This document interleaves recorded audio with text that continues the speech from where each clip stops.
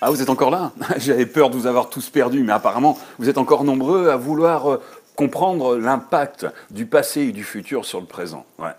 Alors, j'aimerais savoir un peu maintenant, quelle est votre réflexion après la dernière vidéo que vous avez pu voir?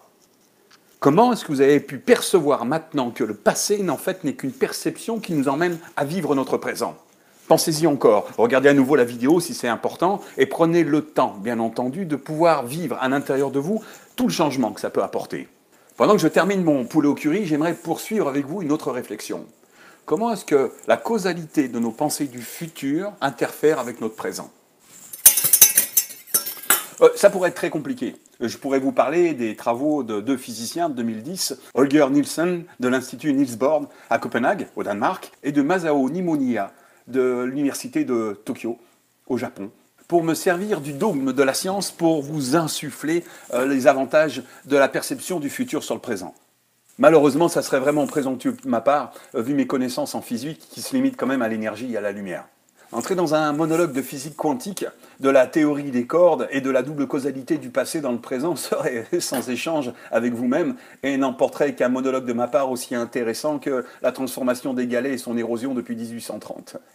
Je vais donc en rester aux évidences de mes connaissances qui me servent chaque jour avec mes clients et que j'enseigne à mes élèves. Ma théorie et mes fondements prennent naissance dans le sens que nous ne sommes que des êtres émotionnels. C'est l'émotion qui nous gouverne et rien d'autre. Nos émotions construisent nos comportements et nos schémas neurologiques. Plus nous apprenons, plus nous faisons des liens dans notre apprentissage afin d'évoluer dans ces apprentissages. Plus nous observons à l'extérieur d'autres comportements que les nôtres, plus nous avons cette capacité à pouvoir élargir notre perception. En développant notre perception, nous développons nos capacités. Des capacités que nous ne pensions pas avoir quelques instants avant ou la seconde précédente. Comme toute évolution, nous apprenons en faisant des essais et des erreurs. Chaque erreur nous fait évoluer si nous sommes dans la disposition d'accepter que nous sommes capables de faire des erreurs, bien entendu.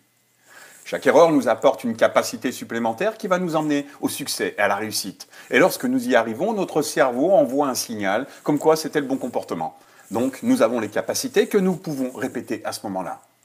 Donc, pour en arriver à ce succès, il est nécessaire de répéter, répéter pour trouver le juste milieu et de trouver le chemin parfait pour atteindre ce succès tant recherché.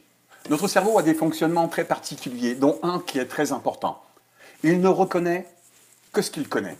Vous reconnaissez la passion, vous reconnaissez le bonheur, vous reconnaissez la tristesse, la colère, la méchanceté chez quelqu'un parce que vous la connaissez vous-même, comme une vibration, quelque chose qui se met en route à l'intérieur de vous et qui vous donne la possibilité de comprendre l'émotion qui se passe en face de vous.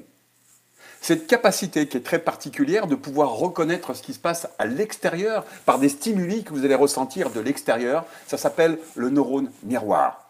Le neurone miroir peut être la réponse à tellement de solutions émotionnelles. Dans les années 80, un célèbre scientifique, Giacomo Rizzolatti, dans un laboratoire italien, a découvert ce fameux neurone miroir. En faisant des expériences sur des singes macaques, il leur avait placé des casques sur la tête pour pouvoir découvrir à quelle zone du cerveau dépend le mouvement. Comme si le mouvement pouvait être détecté dans le cerveau. Donc ils avaient passé un casque avec des diodes sur la tête pour pouvoir vérifier le EEG du cerveau du macaque. À chaque fois qu'un laborantin lui donnait une cacahuète à ce macaque, ils observaient quelle zone du cerveau fonctionnait quand le macaque prenait la cacahuète. Et un bip sonore se faisait entendre quand ils avaient découvert la zone du cerveau où ils avaient placé les récepteurs. Et puis un jour, un laborantin a fait tomber une cacahuète. Et en ramassant la cacahuète, ils ont entendu ce fameux bip qui sonnait de l'ordinateur qui démontrait que la zone du cerveau du mouvement du macaque s'était déclenchée. Alors au départ, ils ont pensé à une erreur. Ils ont changé leur ordinateur, ils ont changé leur matériel pour pouvoir vérifier le protocole en se disant que peut-être qu'il y avait une erreur électronique dans le système alors que le macaque n'avait pas pris la cacahuète. Et puis, ils se sont rendus compte qu'en refaisant la même expérience, en faisant tomber la cacahuète et en ramassant la cacahuète par un laborantin, le bip se faisait entendre de nouveau. Donc ils ont compris que dans le cerveau, le même espace, le même fonctionnement neuronal fonctionnait quand le macaque prenait la cacahuète ou quand il voyait quelqu'un prendre la cacahuète. Comme une résonance qui devenait un automatisme, comme si le cerveau vivait exactement la même chose. Étrange, n'est-ce pas ? En 2010, les scientifiques ont démontré que l'humain, l'homme ou la femme, l'humain avec un grand H, vivait le même fonctionnement cérébral. Le cerveau ne reconnaît que ce qu'il connaît. Et à chaque fois qu'il le reconnaît, il a une particularité, c'est de vivre cérébralement, neurologiquement, comme s'il était en train de le faire réellement. Comme si le cerveau ne faisait pas la différence entre la réalité et l'imagination. Et toute la théorie se base exactement sur ces données scientifiques. Donc, ce que le cerveau perçoit, ce qu'il vit avec les émotions, devient une réalité pour lui. Certains parlent de rêver, tout simplement rêver. Et rêver est une très bonne chose pour le cerveau. Ça va lui permettre d'avoir une autre perception de ce qu'il désire. Et le fait de rêver quelque chose avec une perception émotionnelle lui permet de lui donner la possibilité de penser que c'est possible. Vous avez tous fait l'expérience avec vos amis ou la famille, ou alors tout seul avec vous-même, d'imaginer que vous puissiez gagner le gros lot au loto. Vous avez eu des idées de démesure, des envies d'achat, des envies de voyage, des envies de souffler, peut-être de changer de métier, ou d'arrêter tout simplement ce que vous êtes en train de faire. Alors bien sûr, vous vous dites que ce n'est pas une réalité de gagner au loto, et pourtant certains l'ont fait. Certains l'ont rêvé, ont joué, et bien sûr, 100% des gagnants, ils ont tenté leur chance. Ils ont mis un plan en action, ils se sont mis en mouvement pour aller jouer, pour gagner. Le loto, c'est quelque chose quand même d'assez farfelu de gagner au loto, et pourtant, ça n'arrive pas qu'aux autres. Maintenant, vous avez des idées, vous. Des idées de rêves que vous avez qui sont certainement différents. Qu'est-ce qui fait que vous n'avez pas le droit de les vivre et de les imaginer? Les vivre et les imaginer, c'est vous mettre dans un mouvement. C'est de donner la possibilité à votre cerveau de vivre ce qui pourrait se passer quand vous y serez. C'est vous mettre dans un état, dans un mouvement. C'est vous permettre de lever la tête et de ne pas la baisser ou de la garder sans cesse dans le bas, à droite, très souvent pour vivre des émotions qui sont négatives. Baissez la tête là maintenant et souriez. Observez comment c'est difficile de sourire quand on a la tête baissée. Relevez la tête et observez comment c'est différent. Il a été démontré justement par ces expériences que le fait de sourire est déjà un comportement enregistré automatique qui va vous mettre dans une émotion agréable. Vous avez déjà observé des gens qui riaient et puis vous êtes mis à rire sans savoir pourquoi vous riez. C'est le neurone miroir. Alors, quand vous avez une idée, une envie, définissez cet objectif. Plus vous allez y penser, plus vous allez vous projeter dans cet objectif que vous pourriez atteindre, même si vous n'y croyez pas dans l'instant. Projetez-vous, étudiez le plan. Et vous allez vous rendre compte que petit à petit, votre perception va s'ouvrir. Vous allez prendre conscience que vous avez des capacités ou que vous avez des ressources qui vous permettent d'aller chercher des ressources pour pouvoir atteindre cet objectif. Un jour, j'ai eu dans mon bureau un homme qui me parlait de faire le tour du monde en bateau. C'était son rêve. Et puis, au bout de la deuxième, troisième séance, il insistait sans arrêt à me dire « Moi, un jour, quand j'aurai de l'argent, je serai capable de faire le tour du monde. » Alors, on s'est arrêté quelques instants sur cet objectif qu'il voulait atteindre, sur cette envie, sur ce rêve.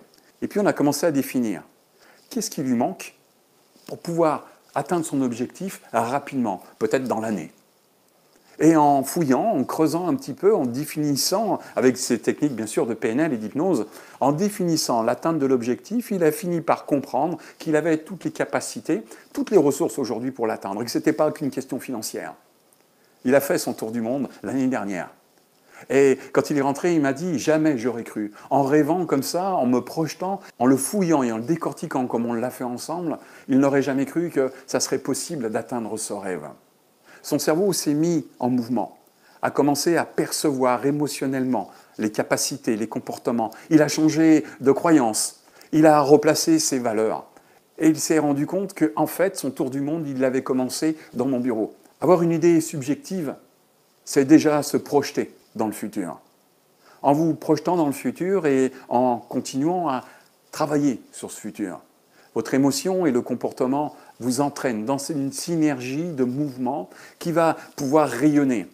Sans vous en rendre compte, votre cerveau va prendre l'habitude de ce que vous voulez atteindre. Et pour lui, ça va devenir une évidence, un automatisme. Et cet automatisme, par la suite, vous paraîtra quelque chose de totalement évident. Alors, lorsque vous pensez au futur, vous influencez déjà votre présent. Vous changez votre état d'esprit présent. Vous balayez les choses qui ne sont plus vraiment importantes. Vous replacez les priorités. Et c'est ces priorités qui vont vous donner le présent.